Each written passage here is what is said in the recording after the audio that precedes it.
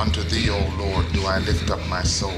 In the history of American justice, these two execution methods once existed in reality. What crimes did they commit to end up here? In 1979, in the state of Mississippi, the iron door of a death row cell swung open. Walking out was Jimmy Lee Gray, a prisoner convicted of kidnapping and murdering a 3-year-old girl. He was led into a completely sealed gas chamber. Jimmy was strapped into a chair, both tightened, his hands placed on the armrest. The guards offered no extra words, only repeatedly confirming the procedure. Once the door was sealed shut, he was left completely alone inside the space. As the chemical reaction began in the enclosed chamber, the air gradually became unbreathable. Witnesses stood outside the glass watching, only able to judge whether the execution was complete by his expressions and movement. Electrocution was an even swifter form of execution. In 1974, Larry DeSilva, who had raped and murdered an 80-year-old woman, was sentenced to death by electric chair after a lengthy trial. On the final day, Larry's legs visibly weakened, his body trembling uncontrollably. He was secured into the chair following protocol.